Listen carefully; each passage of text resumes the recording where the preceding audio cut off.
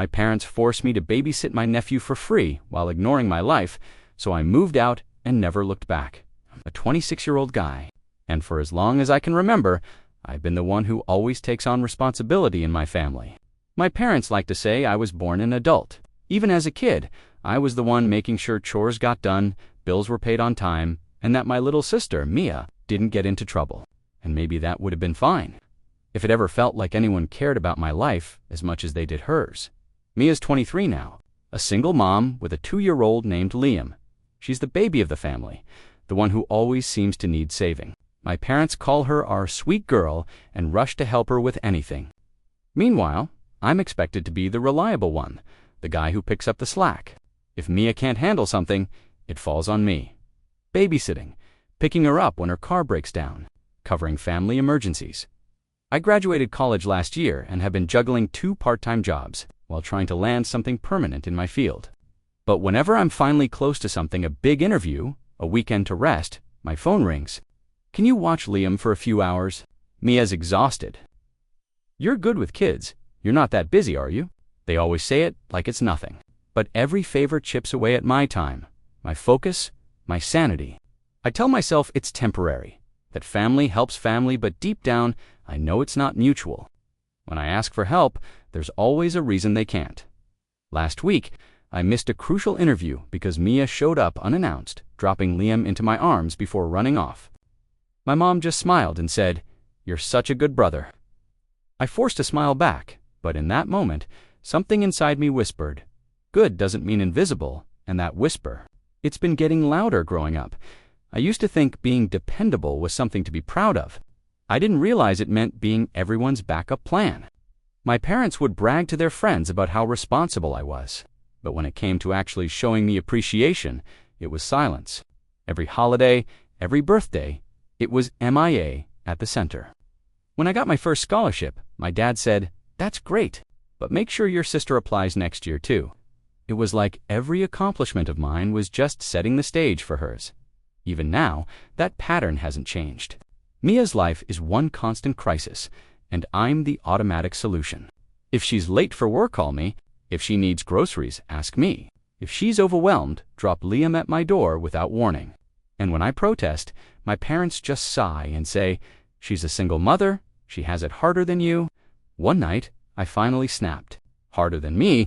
I'm working 2 jobs, barely sleeping, and still helping her raise her kid. My mom looked up from the couch, her voice calm and condescending. "You don't understand, honey. You don't have children. You're free to help." Free. That word echoed in my head. I wasn't free. I was trapped by their expectations, trapped by guilt that wasn't mine to carry. Later that week, I got another text from Mia. "Can you pick up Liam from daycare?" I'm running late again. I stared at my phone for a long time, then closed it. For the first time, I didn't respond. When I got home that night, my mom was waiting in the kitchen, arms crossed. Mia was in tears. She said coldly, "Why didn't you help her?" I just stood there, exhausted, fighting the urge to yell, because deep down, I already knew the Anchai was never allowed to say no. When I finally landed an interview for a full-time position, it felt like everything I'd been working toward was finally within reach. It wasn't just another job, it was stability, freedom, a chance to move out and build a life that didn't revolve around everyone else's problems. I told my parents and Mia about it a week in advance, made it clear I'd be out of town for the weekend. They congratulated me half-heartedly, then changed the subject to how Mia might need help with Liam since her babysitter was unreliable again. I brushed it off, trusting for once that they'd respect my boundaries. But the night before I was supposed to leave, I got a knock on my door. Mia stood there, eyes red, holding Liam on her hip. "Please," she begged. "I have an emergency date night. I just need you to watch him for a few hours." I froze. An emergency? What? She started crying, saying she hadn't been out in months and needed a break. Before I could answer, my mom appeared behind her, arms folded. "Be a good brother, sweetheart. She deserves a little happiness too." I felt my stomach twist. "Mom, my interview is tomorrow morning." "I've told you this. Don't be dramatic." She cut me off. "It's just one night." One night turned into the entire weekend. Mia never came back that evening. She didn't even answer my calls. I missed the interview, By Sunday, I sat on the couch watching Liam play with toy cars while my phone buzzed with a sorry. I lost track of time text when my parents got home. I told them what happened, expecting anger or at least concern. Instead, my dad shrugged. "You'll get another interview. Family comes first." That was the moment something inside me cracked, because I realized, in this family, I never came first. The morning after that miserable weekend, I sat in the kitchen staring at my untouched coffee, hands trembling with frustration. My mom was humming softly while folding laundry. I couldn't take it anymore. "You know I missed that interview because of Mia, right?" I said. "Do you even care?" She didn't look up. "You're overreacting," she said, her tone clipped. "You'll have other chances. Mia's doing her best." My dad glanced over his newspaper. "You need to stop making everything about yourself. Your sister has real problems." I laughed bitterly. "Real problems? She had a date." She lied, and I lost my shot at a real job. Mom sighed as if I were a stubborn child. "Family helps family. That's what you do. Why are you keeping score?" The words hit harder than I expected. Keeping score? I wasn't tracking favors. I was drowning under them. My voice cracked. "Because I'm tired. I'm tired of being the one who sacrifices everything while she does nothing. You expect me to just throw away my life to make hers easier." For a second, the room went silent. Then Mia appeared in the doorway, defensive and tearful. "I didn't ask to be a single mom. You don't know what it's like." I stared at her, trying to find the sister I used to protect. "You're right," I said quietly. "I don't, but I know what it's like to be used." I grabbed my jacket and walked out before they could say another word. That night, no one called. No apology. No acknowledgement. Just silence. And somehow, that hurt more than the yelling ever could, because it told me exactly what I was to them, convenience they could live without. After that confrontation, I expected anger, maybe even more yelling. What I didn't expect was silence followed by distance so cold it didn't feel like family anymore. For the first few days, I came home to quiet dinners, no eye contact, and tense rooms that felt colder than usual. Mia stopped texting. My mom didn't leave notes on the fridge like she used to. Even my dad, who was never exactly affectionate, barely acknowledged me. Then the emotional games began. Passive-aggressive comments laced into everyday conversation. "It must be so nice to have no responsibilities," my mom said one morning while feeding Liam, who she'd agreed to watch since I clearly didn't want to. My dad muttered at dinner. Not everyone thinks they're too good for their family. It was like walking on glass in my own home. Every interaction was loaded. Every silence screamed judgment. And the worst part, no one addressed what had actually happened. They just twisted it, reframed it, like I was the one who abandoned them. Mia posted a picture of Liam with the caption, "So lucky he has an uncle who used to care." I stared at the post for 5 full minutes, bile rising in my throat. Then came the guilt trips. My mom left a baby photo of Mia and me on my nightstand with a note. "Remember when you promised to always look after her?" I picked it up and stared at our smiling faces to kids who didn't know what would become of them. I used to think love meant doing whatever your family needed. But now, I was starting to wonder, if they loved me back, why did it only count when I was giving something away? And somewhere deep in my chest, resentment began curling into something heavier. Not sadness, not guilt, but quiet, growing rage. My birthday fell on a Sunday that year. I didn't expect much, just a peaceful day to myself. I took the day off both jobs, made plans to sleep in, maybe go see a movie alone. It sounds pathetic, I know, but after everything, peace was the best gift I could ask for. That morning, I woke up to the smell of cereal. Liam's cereal. I stepped out of my room, and there he was, sitting at the kitchen table in his pajamas, swinging his feet and giggling at cartoons. My mom was nowhere in sight. Neither was MIA. A note sat on the counter. "Mia had a last-minute thing. You're off today anyway, thanks." I just stood there, staring at it. No happy birthday, no heads up. Just Liam dumped on me again like it was a normal day. Like I wasn't a person. I tried calling Mia. Tried mom straight to voicemail. I spent the next 6 hours watching Liam, trying not to cry, trying not to scream. Then, around 3 p.m., I checked social media. Mia had posted a story. Rooftop brunch, champagne, laughing with 2 of her friends. The caption read, Deserved day out with my girls. That was the moment something inside me snapped, not cracked, but snapped. I wasn't even angry. I was hollow, empty. I didn't exist to them outside of what I could provide. Around 6 p.m., my parents came home carrying grocery bags. My mom looked at Liam, then at me, and said casually, "Oh good, he's fed. Did you have a good day?" I stared at her. It was my birthday. She blinked, as if I'd reminded her of an errand she forgot to run. "Oh, that's right. We'll do cake tomorrow, okay? Tomorrow, always tomorrow, that night." I started looking for somewhere else to live. I didn't pack that night, but I made up my mind. I was done being the stand-in parent, the emotional punching bag, the invisible backbone. I just needed a plan. I had some savings, nowhere near enough for my own place, but maybe enough for a small room somewhere. I reached out to Chris, an old college friend I hadn't talked to in a while. We'd studied together, and I remembered he'd mentioned needing a roommate a few months back. I wasn't even sure he'd reply, but he did. "Dude," he said, "the offer still stands. My roommate just moved out. First month's rent is on me if you need time to get settled." That text felt like a lifeline. I spent the next few days slowly preparing. I cleared out old drawers, made quiet donations of things I didn't need, and started transferring files and passwords from the family computer. I was careful.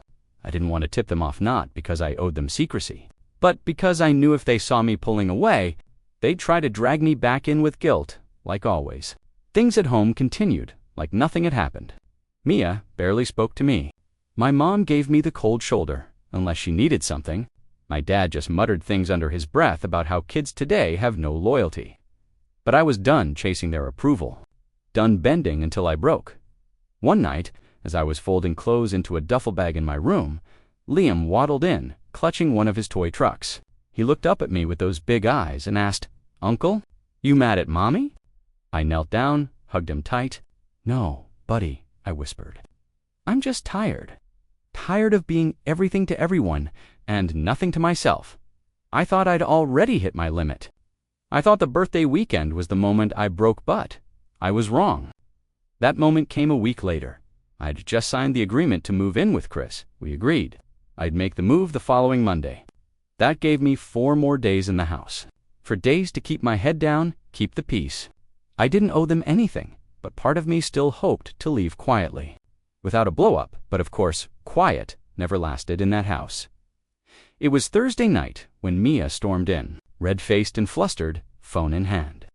"I just got a last-minute invite to a weekend getaway," she blurted out. "It's a spa resort, non-refundable. I need you to watch, Liam." I stared at her. "No," she blinked. "What?" I said no, I repeated, calm but firm. "I already have plans this weekend. I'm moving out." Her voice rose instantly. "Are you kidding me right now? I need this." My parents came rushing in like a well-rehearsed act. My mom put a hand on my arm, eyes wide with manufactured concern. "Sweetheart, why are you being so cold?" My dad crossed his arms. "So you're just going to abandon your family like this?" I laughed, bitter and sharp. "You mean the family that abandons me the second I set a boundary?" Mia started crying. "This is so unfair. Why does everything have to be about you?" I couldn't take it. I grabbed my duffel bag, my laptop, and left. No dramatic speech. No hugs, goodbye. Just one last look at the house I used to call home. That night, I slept in my car in the parking lot of a gas station.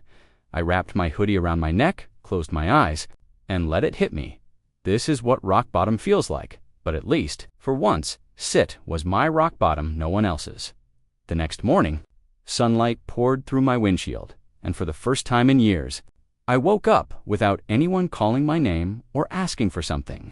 My neck ached from sleeping in the car, but that discomfort felt better than the emotional exhaustion I'd been living in. I drove straight to Chris's apartment, a small 2-bedroom place downtown. It wasn't much, but when he opened the door and said, "Welcome home, man," it felt like stepping into freedom. I didn't tell my parents I was leaving. I didn't owe them an announcement or an explanation. I left a short note on the kitchen counter before I left. "I need space. Please don't contact me for a while." It wasn't dramatic. It wasn't bitter. Just final. The first few nights in that new place felt unreal. I could breathe without guilt, sleep without interruption.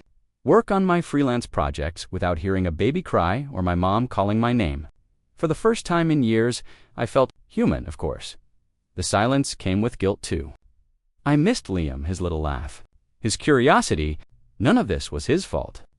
I thought about texting Mia to ask how he was, but then I'd remember her words, her tears that night, how she weaponized them every time she didn't get her way. No, I couldn't go back. I started blocking numbers, one by one, first Mia, then my mom, then finally my dad. My hands shook when I did it. But after the last block, a strange calm settled in. That evening, I made myself dinner in peace. No demands, no noise, just me and the quiet hum of my new life. And for the first time in a long time, I didn't feel lonely. I felt free. It took about a week for the peace to break. I should have known it wouldn't last. People like my parents don't deal with silence, they manipulate it. The first text came from an unknown number. "Your mother hasn't stopped crying. Please call her." I ignored it. The next day, another one. "Mia's struggling. Liam keeps asking for you. Don't punish the child." Then came the relatives, my aunt, a cousin I barely knew, even a family friend who hadn't spoken to me in years. Each message carefully worded to sting. "She's your mother. You can't abandon your family. You're better than this." It was like they all had the same script at first. I wanted to defend myself, to explain everything, to tell them how many years I'd been exploited under the banner of family. But I stopped myself. They wouldn't understand. They weren't there for the missed interviews, the sleepless nights, or the guilt that followed every time I said no. They only knew the version of me my parents painted, the ungrateful son who turned his back on them. Still, I broke once. My aunt sent me a photo of Liam, smiling and holding one of his toy cars, with a message, "He misses you." I almost called. My finger hovered over the screen for a full minute before I dropped the phone. Later that night, I finally replied to one person only. "My mom, I love Liam," I wrote, "but I can't be his parent just because Mia won't. I hope one day you understand that." I didn't expect a reply, and I didn't get one. But hitting send felt like closing a door that had been left open to long dot, and for the first time, I realized something profound. Freedom doesn't mean walking away without pain. It means walking away anyway. Months passed in quiet rhythm. I focused on work, pouring my time into the freelance projects that had once been constantly interrupted. What started as small gigs slowly grew into something real steady: clients, actual savings, stability. I bought secondhand furniture for my new place, decorated it the way I wanted, and filled the silence with music instead of tension. Every night, I'd cook dinner for myself and eat without hearing a single demand or guilt trip. It was peace, and it felt sacred. Then, one afternoon, my phone buzzed with a familiar Nemea. I hadn't blocked her new number yet. The message was long, almost frantic. "I'm sorry for how things went. Mom and Dad won't talk to me right now. I don't know what to do with Liam this weekend. Please, just this one time." I read it twice. For a moment, that old instinct kicked in, the urge to fix things, to help, to keep the peace. But then I remembered the car nights, the interviews lost, the birthdays forgotten, the year spent being the backup plan in a family that never saw me, so I didn't reply. A few days later, I heard a knock at my door. I froze when I saw my dad standing there holding a grocery bag. For the first time in years, he looked smaller, older. He didn't yell, didn't demand. He just said, "I didn't get it before. I do now." We stood there in silence, 1,000 words unsaid between us. Then he handed me the bag. Inside were some of my things, old photos, a mug I used to drink from every morning. No apology came, but for once, I didn't need it. That simple act said enough. And as he walked away, I realized something strange sometimes. Redemption doesn't roar back into your life. It just knocks softly and leaves peace behind. It's been over a year since I left that house. Sometimes I still think about it, how heavy the air always felt, how I used to flinch whenever my phone buzzed, expecting another favor. Now, when my phone lights up, it's a client, a friend, or just silence. And I've learned to love silence. I've built something real for myself. My freelance work turned into a small business. Chris and I split the rent easily, and the apartment feels like a home, not a cage. I cook my own meals, set my own schedule, and for the first time in my life, my time belongs to me. It's strange how peace feels foreign at first, like you have to earn the right to rest. Mia reached out a few more times over the months, always with the same pattern: apologies mixed with requests. I never blocked her, but I never said yes again either. I just told her, I hope you find the support you need, and left it at that. Because I finally understood something. Helping someone who refuses to help themselves isn't kindness, it's surrender. As for my parents, I see them once in a while. The conversations are surface level now, whether work, small things. There's no guilt anymore, no lectures, just mutual awareness that I'm no longer the boy who bends. I'm a man who left and stayed gone. I still miss Liam. Sometimes I wonder what he'll remember when he's older. I hope he knows I loved him, even if I had to walk away from the people around him, because walking away wasn't running, it was reclaiming. And as I locked the door to my apartment each night, I whispered to myself the words I once needed to hear. You did the right thing. You chose yourself, and you never looked back.